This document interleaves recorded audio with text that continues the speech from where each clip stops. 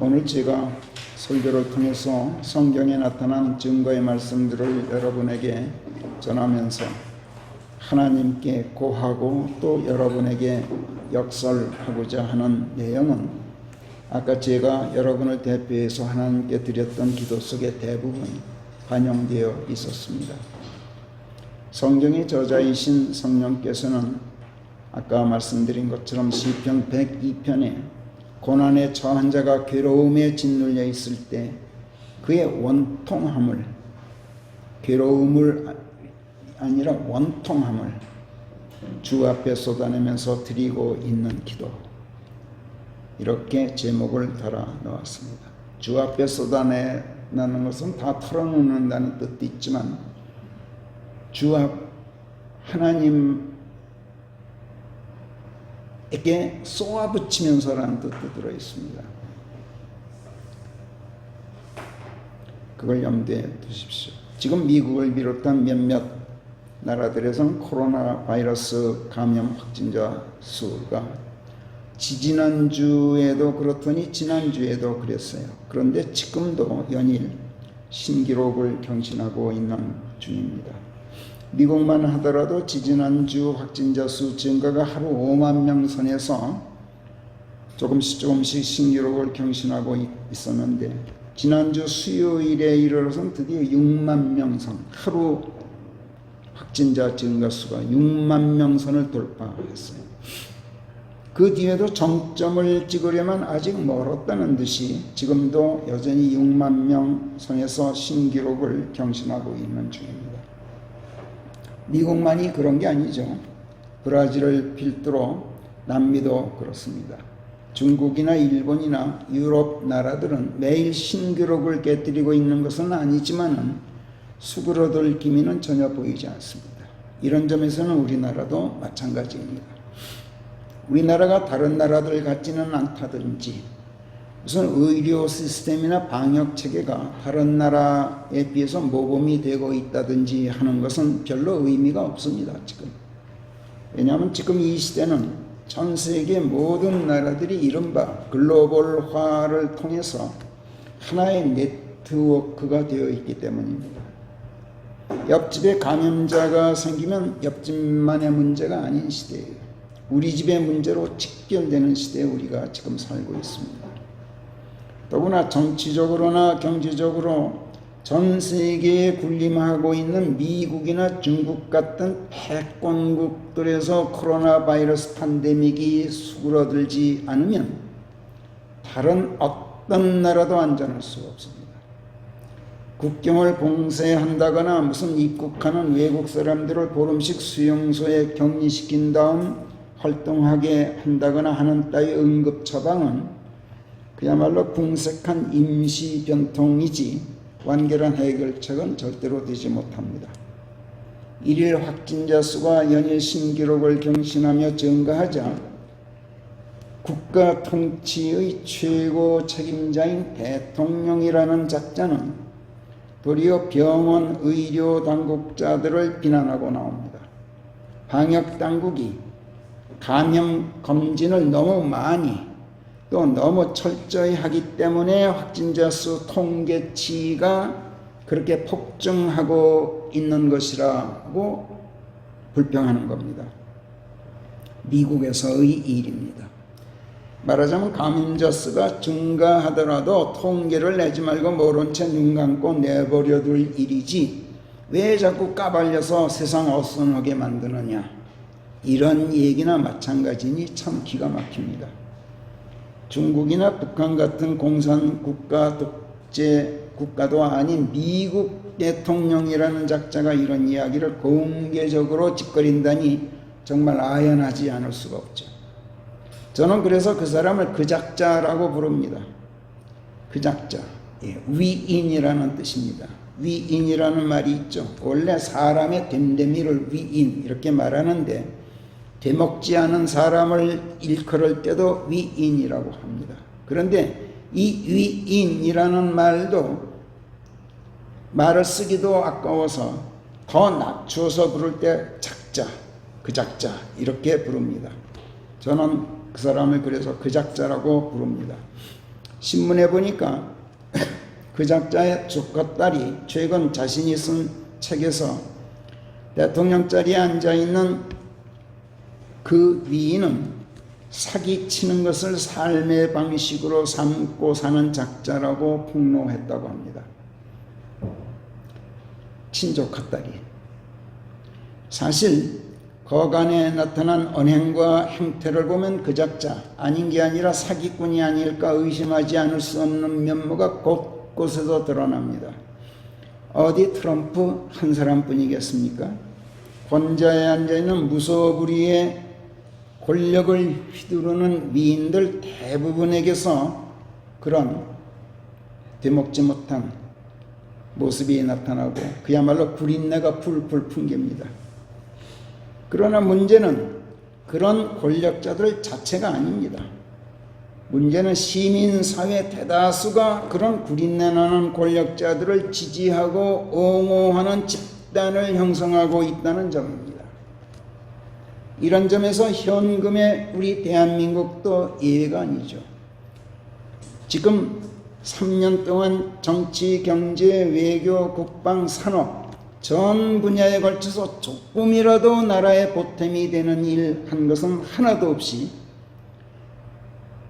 손대는 것마다, 손대는 정책마다 모조리 실패했어요. 그런데도 실패를 감추고 국민을 속이기에만 급급한 가운데 추악하고 구린내나는 행태를 벌일 줄 몰라요. 그런데도 이 나라 시민사회는 최근 선거를 통해서 그 정권에게 입법부 권력마저 통째로 내주고 말았죠.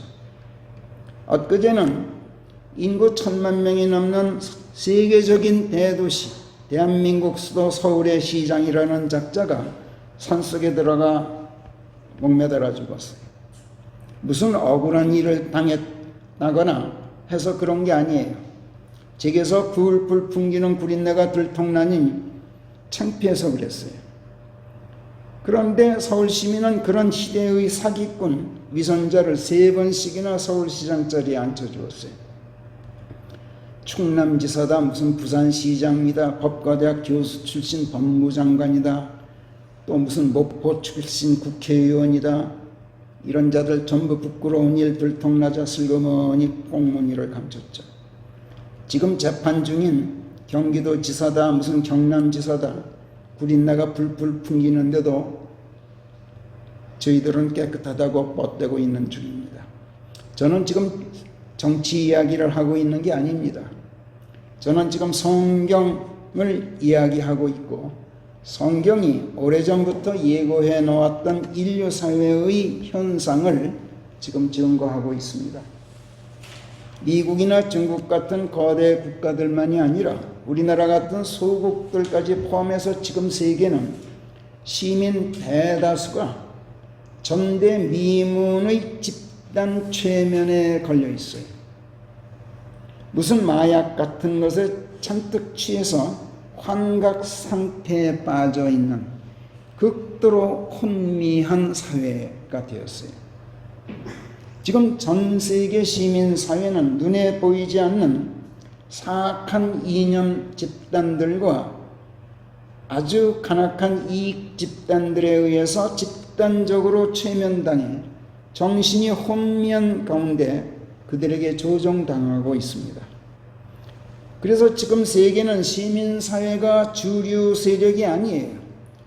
지금은 뒤에 숨어서 여론을 왜곡하고 조작하고 빵 한 조각으로 기롱하고 기만하면서 시민사회를 조종하는 은밀한 거대 이념 집단들과 이익 집단들이 세상을 움직이는 사회의 주류 세력입니다. 무슨 대통령이다, 총리다, 주석이다 하는 최고 권력자들이나 무슨 시장이다, 도지사다, 무슨 지방 방백들이나 장관이나 국회의원이다 하는 작자들, 전부 그런 위인들 이름만 권력자들이지 사실은 뒤에 숨어 은밀히 조종하는 사악한 이념 집단들과 추악한 이익 집단들의 앞자리들이에요. 그리고 우리 시민사회는 그들의 꼭두각시들이에요. 지금 이런 더럽고 사악한 집단 세력들에게는 무슨 코로나 바이러스 팬데믹이니 무슨 전쟁이니 기근이니 홍수니 자연재해니 하는 것들이 초래하는 사회 혼란이나 경제 위기 또 무슨 의료 불안 이런 따위는 전혀 그들에게는 골치 아픈 문제가 아닙니다. 그들은 도리어 이런 혼란과 위기와 불안을 이용해서 무슨 적폐청산이다, 혁신이다, 새 질서다 하는 명분으로 전통적 가치를 붕괴시키고 사회를 무너뜨리고 산업을 붕괴시키고 기업을 무너뜨리고 경제 질서를 파괴하고 국방 안보 체계를 무너뜨린 다음에 시민사회 전체를 자신들의 손아귀에 송두리째 넣고 국가 권력을 장악함으로써 개인의 인권과 인간의 존엄, 생존의 자유는 물론 표현의 자유, 신앙의 자유, 자유, 거주 이전의 자유 이런 모든 자유를 통제하려고 시도하고 또 음모하고 있습니다. 그런 자들에게 있어서 코로나 바이러스 팬데믹 같은 사태는 위기가 아니라 도리어 아주 절호의 기회입니다.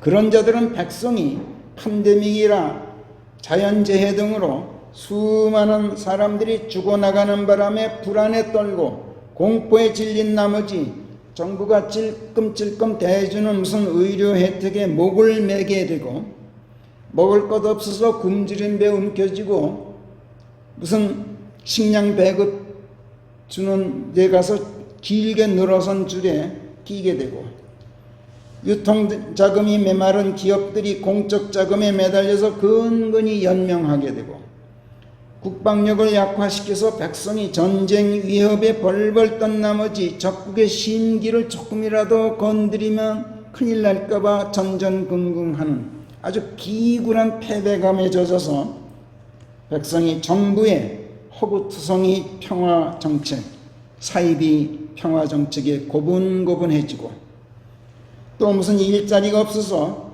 휴지줍기 알바라든지 산불감시 알바라든지 책 배달 알바라든지 돌봄 알바라든지 같은 시시껄렁한 임시직 공공 일자리라도 감지덕지하게 되어서 이것을 자신들의 권력을 강화시키는 기회로 삼는 더럽게 치사한 기회주의자들입니다.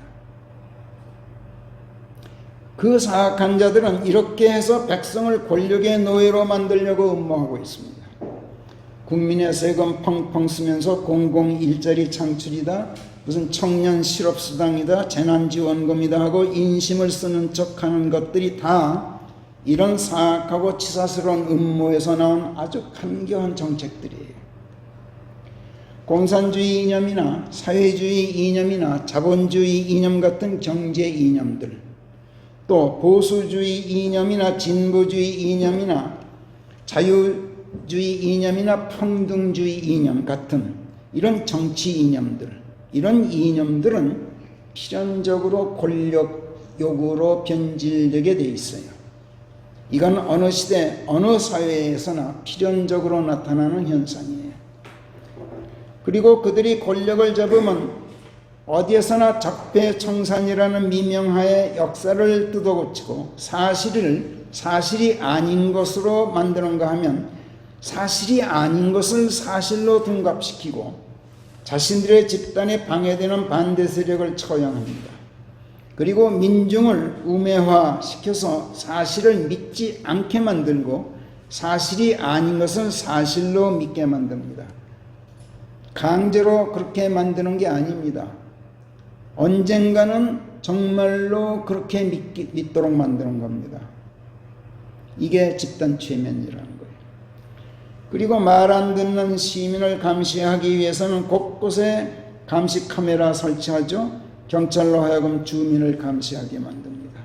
그리고 모든 권력을 독차지하는 전체주의 독재로 결국은 변질되게 돼 있어요.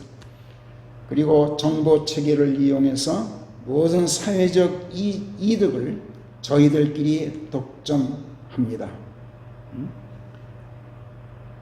뭐 목포시가 갑자기 뭐 개발된다 그러면 그 정보를 가지고 있는 국회의원이 얼른 땅을 사든다든지 이런 현상들, 이거 우리나라에만 있는 게 아니에요.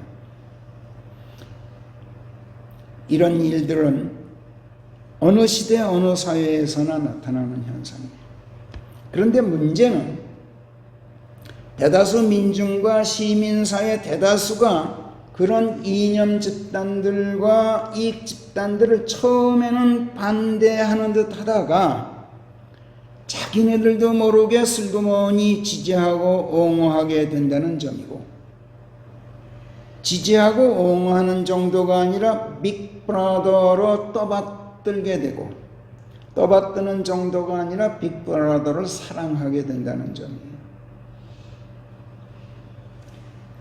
그런 사악한 집단들의 교묘하고도 간교하면서 또 치밀하게 짜인 술책에 넘어가서 집단적으로 최면을 당하게 되는 겁니다.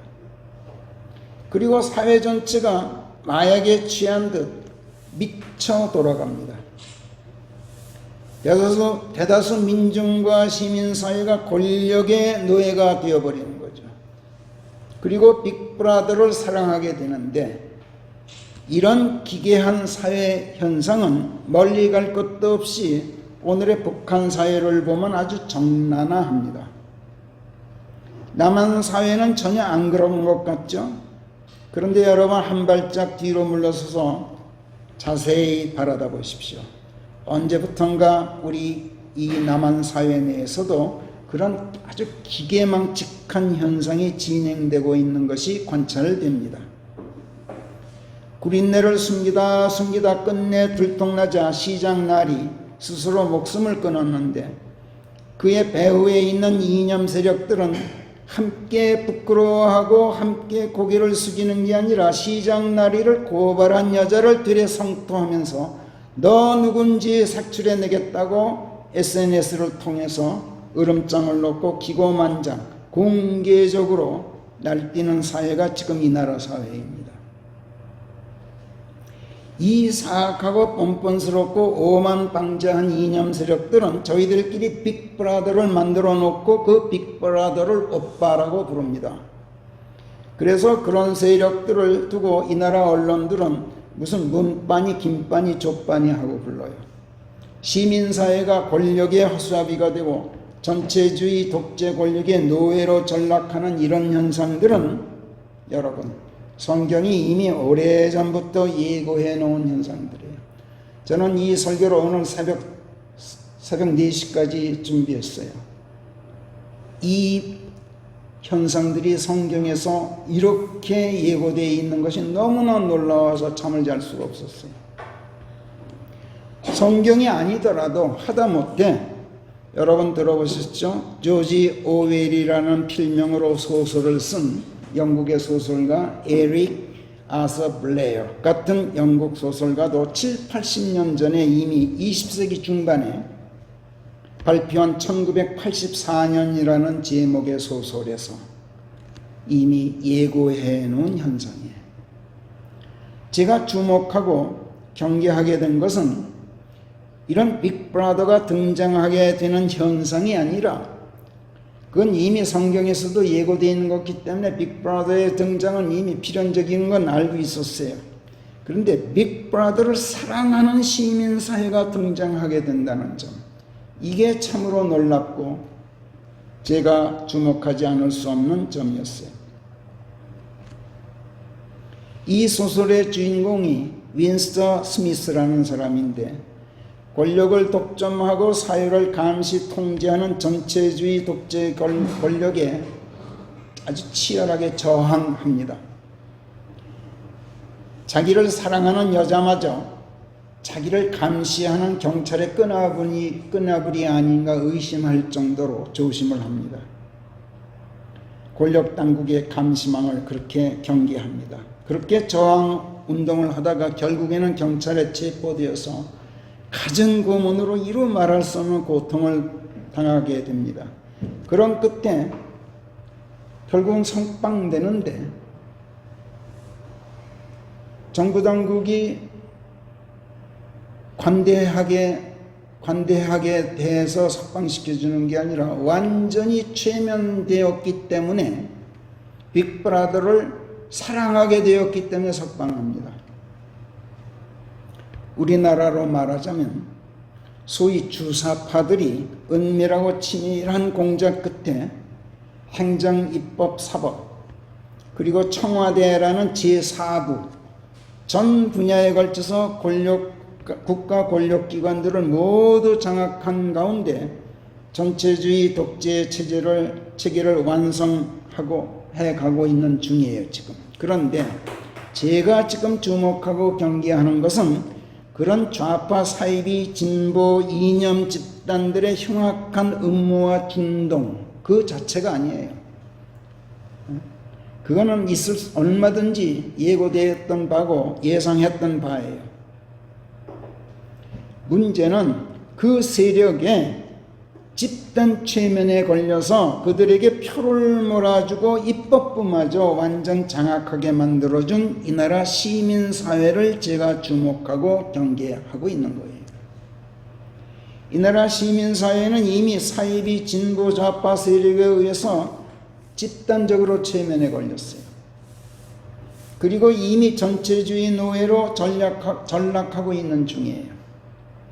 최근 탈북 시민들이 주축이 되어서 북한으로 날려보내는 풍선 때문에 북한 권력 당국이 발끈하고 나왔을 때 우리 정부와 입법부가 들고 일어나서 법에도 없는 권력으로 대북 전단을 보내는 단체를 불법 단체로 규정했어요.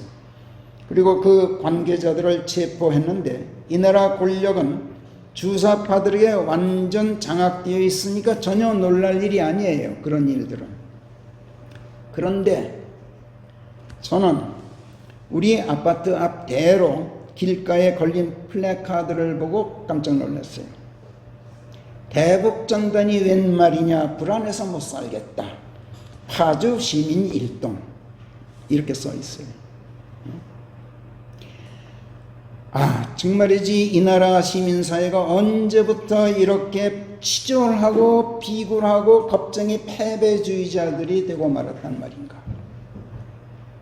이 나라 백성이 언제부터 이렇게 혼미하고 우매한 백성이 되고 말았단 말인가. 엊그제 방역당국이 코로나 바이러스 항체 표본 검사라는 것을 실시했어요. 그리고 그 결과를 발표했습니다. 몸 안에 항체가 생겼다는 것은 발병하지는 않았지만 몸 안에 이미 바이러스가 침투해 있다는 것을 말합니다. 그래서 아직 확진자는 아니지만 언제가 되었건 항체가 바이러스에 쓰러지면 바로 질병이 확진자, 발병하는 그런 가능성이 높은 사람이 항체 보유자입니다. 그런데 방역당국이 무작위로 항체 표본 검사를 실시했어요.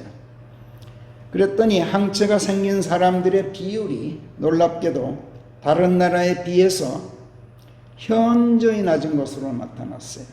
저는 깜짝 놀랐어요. 미국은 항체 보유자가 1000명 중 45명이에요. 최근 조사에서. 일본은 1000명 중 3.5명이에요. 근데 우리나라 몇 명일 것 같아요? 미국의 10만 분의 1도 안 돼요. 일본의 100분의 1도 안 돼요. 0.03명이야. 1000명 중 1명도 아닌 0.03명. 정부 보건당국이 이 보고를 보았어요. 정부 보건당국이. 우리나라 방역당국이 조사한 이 통계를 보았단 말이에요. 그리고 뭐라 그랬는지 아세요?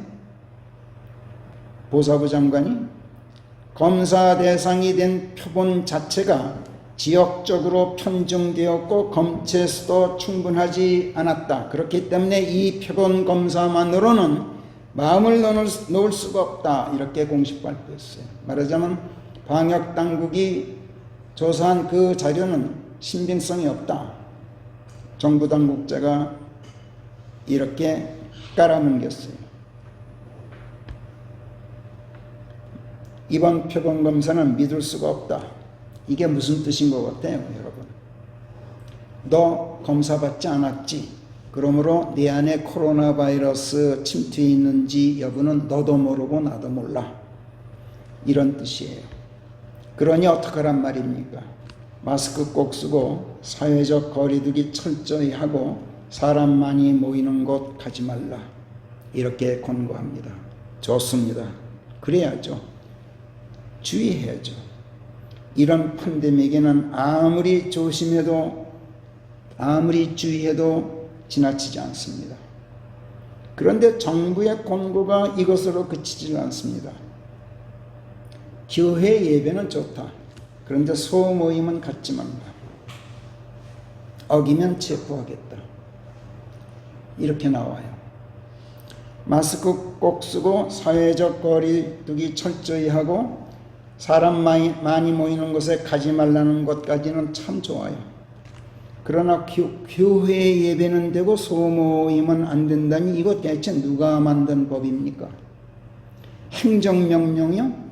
국가 행정 권력이 어떻게 종교의 자유를 넘어 신앙의 자유까지 공공연히 규제하고 억압하겠다는 겁니까? 이게 말이 됩니까? 그런데 이 나라 시민사회는 어떻습니까?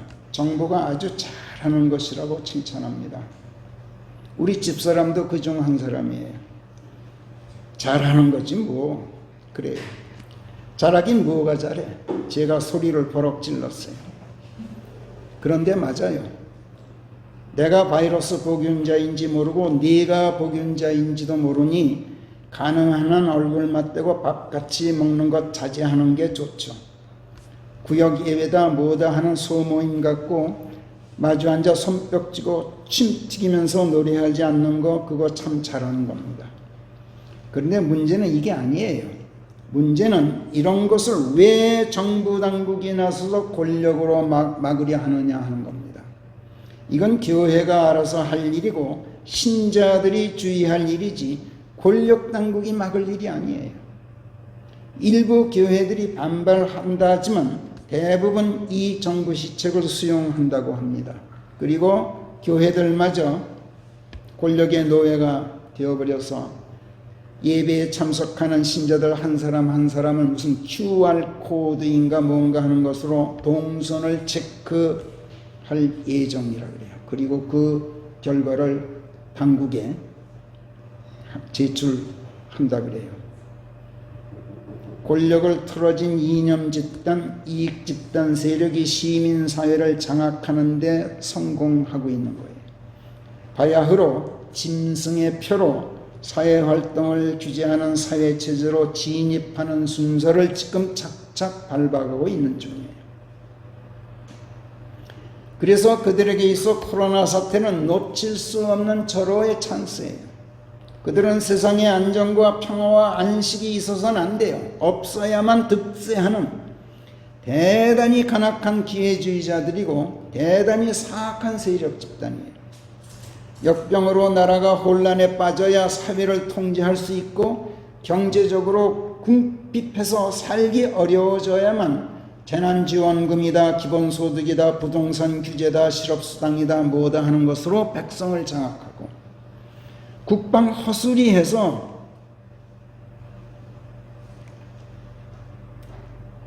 백성이 전쟁 위협에 노출되어 있어야만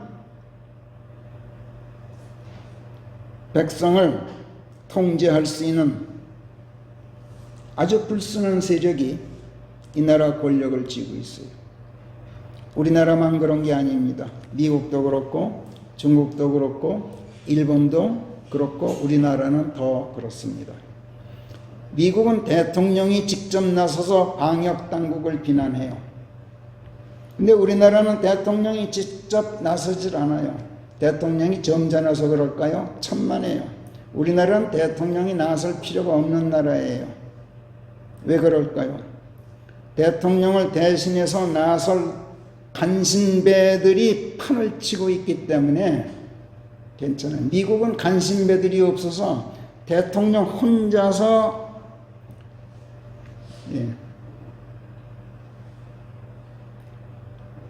친히 나서서 혼자 땀을 흘리고 있는 거예요. 우리나라만큼 간신배들이 정부 부처를 장악하고 있지 않는 거예요. 그래서 대통령이 직접 나서서 방역당국의 딴지를 혼자 거느라고 애를 써요. 그러면 바로 그날 방역당국이 대통령을 반박하고 나옵니다. 시민들이 아직 눈치채지 못해서 그렇지 우리나라도 사실은 지금 방역당국의 의료진과 상위 기관인 정부 보건당국 간에 얼마나 갈등이 심한지 몰라요. 의료진들이 속을 부글부글 태우고 있다고 전해지고 있어요. 지금.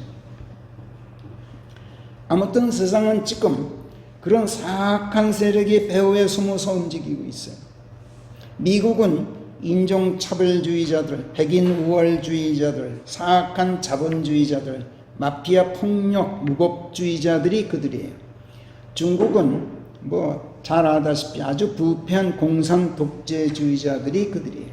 일본은 권위주의적인 관료 집단, 그리고 과거 제국주의 잔재들인 우익 집단들이 그들이고 또 야쿠샤 폭력 집단들이 그들이에요. 북한은 군사독재 기득권 세력이 그들이고 우리나라는 그들을 흠모하고 추종하는 김일성 주사파들이 그들이에요. 우리나라는 행정, 입법, 사법 이렇게 3부가 아니라 행정, 입법, 사법 그리고 그 위에 군림하는 법에도 없고 명칭도 없는 대통령부라는 것이 제4부로 있어요. 그런데 행정부는 말할 것도 없고 입법부, 아니 사법부까지도 그리고 이런 권력기관들 위에 군림하는 대통령부까지 권부 전체가 주사파 운동권 세력들에게 완전히 장악되어 있어요. 지금. 그 자들이 국가 권력을 완전 장악해서 백성이 잘 살게 되었느냐 하면 완전히 그 반대예요. 왜 이렇게 되었습니까? 앞에서 이미 말씀드렸어요. 그들은 백성이 잘 살게 되면 안 되는 자들이에요. 득세할 수가 없어요. 그들은. 전체주의 이념 세력들은 백성이 배고파야 하고 살기 어려워지고 세상이 어지럽고 나라가 불안하고 그래야 시민사회를 집단 체면 걸어서 혼미 상태에서 고분고분 말 잘 듣는 우매한 민중으로 만들 수 있는 자들이에요. 성경은 이런 자들을 최면술사라고 부르지 않고 마술사들, 요술사들, 마법사들이라고 불러요. 저는 그들을 사악한 최면술사들이라고 부릅니다. 지금 이 나라뿐만 아니라 전 세계 대부분의 나라들이 이런 최면술사들이 조종하는 길을 걷고 있어요. 그런데 이게 우연이 아니라는 말이에요. 이게 다 하나님께서 성경을 통해서 수천 년 전에 이미 예고하고 경고해 놓으신 현상이에요. 그러나 그렇다 해서 여러분, 저 사악한 자들이 영구히 득세하느냐, 언제까지나 권력과 영화를 누리냐, 그건 절대로 아니에요. 왜냐? 그건 하나님의 계획이 아니기 때문에 그래요. 지금 하나님께서는 저 사악한 무리들을 혹은 흰 말을 태워서 세상에 내보내기도 하시고 붉은 말 태워서 내보내기도 하시고 검은 말 태워 등장시키기도 하시고 창백한 청색 말에 태워서 거리를 활보하게도 하고 계셔요. 그렇지만 결국에는 저들을 모조리 멸망시키기로 계획해 놓으셨어요. 성경에 따르면. 이거 다 성경에 나오는 얘기예요. 지금 저 기만적인 사기꾼 위선자들은 백마 타고 나타나서 순결한 한 척, 청렴한 척 행세합니다. 그런데 속셈은 성경에 따르면 민중을 정복하고 또 정복하려는 야망에 불타고 있어요. 저들 간악한 이념 세력들은 지금 또 붉은 말 타고 나타나요. 평화주의를 선전하고 다녀요. 그런데 전체주의 독재로 땅에서 평화를 거두어갈 권세의 칼을 품속에 감추고 있어요. 저들 사이비 혁신 진보 좌파 세력들은 또 검은 말 타고 나타나 부패 척결을 외치고 저울을 들고 다니고 있어요. 공정분배를 외치는 거예요. 최저임금을 올린다, 소득주도 성장 정책으로 경제를 살린다, 이렇게 선전하면서 1페니에 미리 한대요. 또 보리 석대가 한 펜이다, 이렇게 외치고 다녀요. 그런데 알고 보니 그 한 펜이란 돈이 건장한 남자가 하루 종일 땀 흘려 벌어야 하는 품삯이야. 그러니 오늘은 하루 벌어서 밀한데 사서 자식 새끼들 먹이고, 내일은 보리 하루 종일 또 땀 흘려서 그 돈으로 보리석대 근근히 서서 자식들 배 채워주고 나면 돈 모아 내 집 마련할 기회는 원천적으로 봉쇄되는 사회. 그리고 기름과 포도주는 건드리지 말라고 규제합니다. 그건 저희들 몫이라는 거죠. 그런가 하면 저들은 또 창백한 청색말을 타고 나타나 무슨 탈원전 정책이니 청정에너지 정책이니 깨끗한 환경 정책이니 하고 선전해주지만 실제로는 석탄발전소다, 가스발전소다 이런 거 짓기에 바쁘고 푸른 산 마구 베어내고 태양광 발전시설을 늘리면서 오히려 환경오염을 잔뜩 늘리기에 바빠요. 그래서 저들 뒤에는 지옥에 뒤따른다. 검은 말 타고 나타난 저들은 죽음의 저승사자들이라고 성경이 말하고 있어요. 흰 말을 타고 나타났건 붉은 말을 탔건 검은 말, 창백한 청색 말을 탔건 저들에게는 성경에 따르면 칼과 굶주림으로 백성을 죽이고 죽음과 땅의 짐승들로 시민들을 죽을 권세가 주어져 있다, 이렇게 쓰고 있어요. 물론 하나님께서 주신 권세입니다. 그러나 하나님께서는 저들로 하여금 국민이 낸 세금 펑펑 쓰고 국채 마구 발행해 나라 빚 산더미로 만들어가면서 이 나라 백성을 집단 최면 걸고 환각 상태에 빠지게 만들도록 하신 다음에, 그 다음에 정신이 혼미해진 시민사회로 하여금 빅브라더를 사랑하는 비굴한 백성으로 만들어요. 하나님께서 이걸 하나님께서 이미 오래전에 사도 요한을 통해 예고하셨어요. 2000년 전 사도 요한을 영안에서 하늘에 데려다 놓으신 하나님, 그리고 이런 모든 현상들을 미래상으로 보여주시고 그것을 요한계시록에 기록해 두도록 하신 하나님이셔요. 방금 제가 여기까지 말씀드린 것 전부 그 미래상의 내용이에요. 하나님께서 이 미래상들을 성경에 밝혀두셨다. 이것은 곧 그 모든 일들이 하나님의 계획 속에 작정되어 있다는 것을 말해요. 그러나 하나님의 계획은 여기서 한 걸음 더 나아갑니다. 사악한 자들의 종말을 계획해 놓으신 겁니다.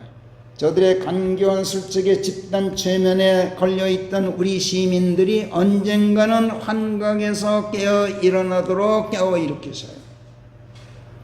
그리고 자기네들이 정신 잃고 혼미한 상태에서 저 나쁜 자들에게 투표해서 권력을 쥐어주고 스스로 권력의 노예가 되어서 저들의 무도한 횡포에 짓눌려 고통당해 왔다는 것을 이제 자각하게 됩니다. 그리고 하나님께 부르짖습니다. 그분의 이름을 불러 위탁하도록 이렇게 하나님께서 계획해 놓으셨어요. 그리고 그 부르짖음에 응답해서 저 사악한 세력들을 멸망시키기로 계획해 놓으셨어요. 깨어 일어난 백성이 하나님을 향해 무엇라고 부르짖습니까? 아까 우리가 묵상했던 시편 102편에서 시편 기자가 1절부터 11절까지 하나님을 향해 외치는 그 부르짖음, 그것이 바로 그 부르짖음이에요. 오 주여, 이 부르짖음이 주께 상달되도록 하셔서 저희들의 기도를 들어주십시오. 저희가 고뇌 속에 있는 날에 주의 얼굴을 저희에게서 감추지 마시고 저희에게 귀를 기울이시어 저희가 주를 부르는 날에 신속하게 응답해 주십시오. 이는 지금 저희들이 연기처럼 소멸되어 가고 제 뼈들이, 저희 뼈들이 지금 화로처럼 타들어가고 있게 드리는 말씀입니다. 지금 저희들의 심장은 타격을 입고 풀같이 시들어갑니다. 그래서 저희는 지금 밥 먹는 것도 잊고 있습니다.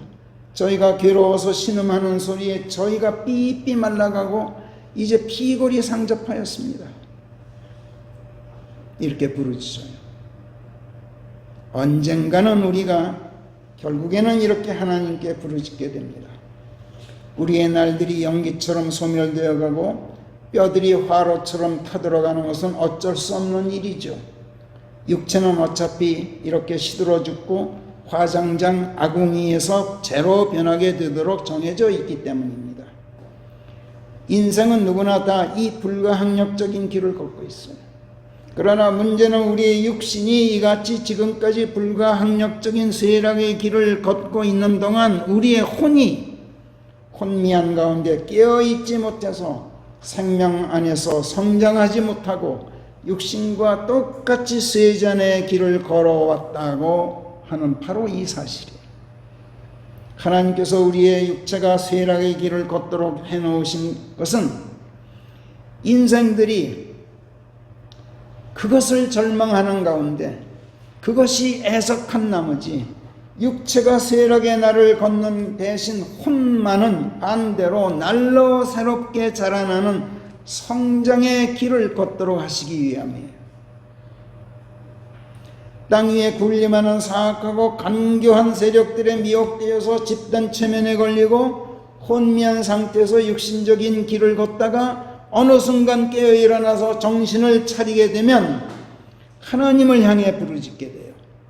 그리고 하나님의 생명의 길에서 벗어나지 않는 가운데 예수 그리스도의 충만한 분량의 경지에 다다를 만큼 완전한 사람이 되어가기 위해서 인생의 그 짧은 시간을 이제 아끼게 되죠. 이렇게 되도록 하시려고 하나님께서 우리의 육신을 쇠락의 길에 갖다 놓으신 거예요. 이에 대해 성령께서는 에베소서 4장에서 다음과 같이 말씀하십니다. 에베소서 4장 10절부터 15절까지 함께 읽어봅시다. 좀 기니까 우리 13절, 14절, 14절만 한번 읽어봅시다. 에베소서 4장 13절부터 시작.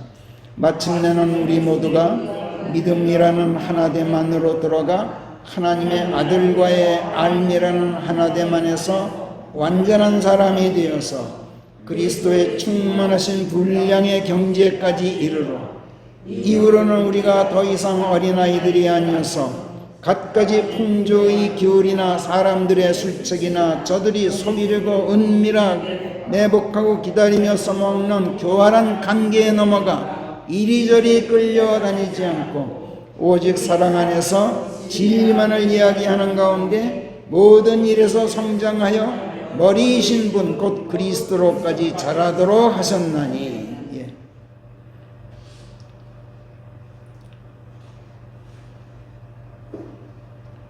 우리가 더 이상 어린 아이들이 아니어서 최면에서 깨어난단 말이에요. 은밀히 매복하고 기다리며 써먹는 교활한 관계, 이게 저들이 써먹는 마법이에요. 최면이란 말이에요. 마약을 먹이는 거예요. 그래서 우리가 이리저리 끌려다녔어요. 그러나 우리가 깨어 일어날 때는 더 이상 그렇게 되지 않는단 말이에요. 읽은 김에 17절부터 20절까지 제가 더 읽겠습니다. 눈으로 따라 읽으세요. 그러므로 이제부터는 너희가 다른 이방인들이 자기 생각의 헛되만에서 행하듯이 행하지 말라. 저들은 무지로 말미암아 마음의 눈이 멀어 명철을 캄캄하게 해놓은 채, 이 말이 바로 최면에 걸린 채 이런 소리예요. 하나님의 생명과 소원의 전난이 무감각해진 가운데, 최면에 걸린 가운데 자신들을 방종해 내주 방탕하게 살았다는 것은 그냥 되먹지 못하게 살아왔다는 얘기예요.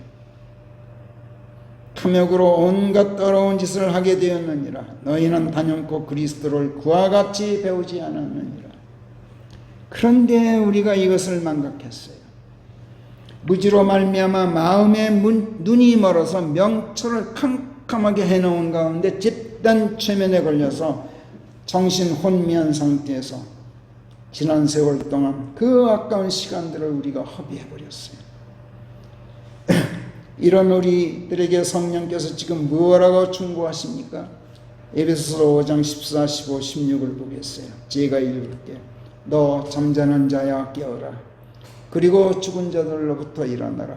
죽은 자들, 죄만 걸려있는 게 죽은 자들이에요. 그리하면 그리스도가 내게 빛을 주리라. 그런즉 너희는 어리석은 자들이 아니라 슬기로운 자들로서 주의 깊게 살펴 행할지니 시간을 되사들여서 그렇게 하라. 이는 날들이 약함이라. 자, 그래서 깨어 일어나 죽은 자들로부터 일어나 그리스도께로부터 비춰오는 빛을 받고 보니 우리가 지금까지 무엇에 홀려 제정신이 아닌 가운데 어리석구만 했구나. 시간을 너무 많이 허비했구나. 그 결과 지금 우리는 광야의 사다새와 같고 사막의 부엉이 신세가 되었구나. 사다새는 우리나라에는 없는 새인데 영어로 펠리칸이라는 새예요. 물고기 잡아먹고 사는 새. 그러니까 물가에 살아야죠. 시냇가나 호숫가에 살아야 돼요. 그런데 광야에 있어요. 그런 새가. 부엉이는 뭡니까? 숲속에 살죠.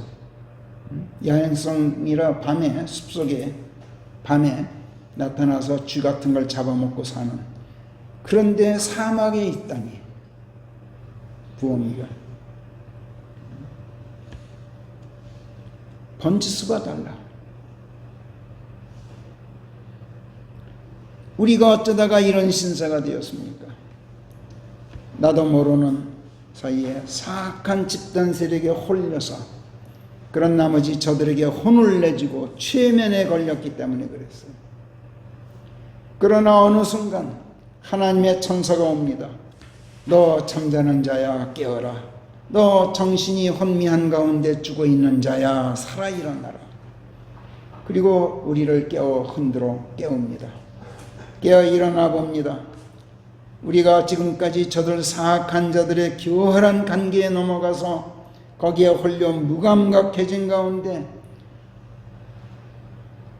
시민 집단에 휩쓸려서 이리저리 끌려 다녔다는 우리 자신을 자각하게 됩니다.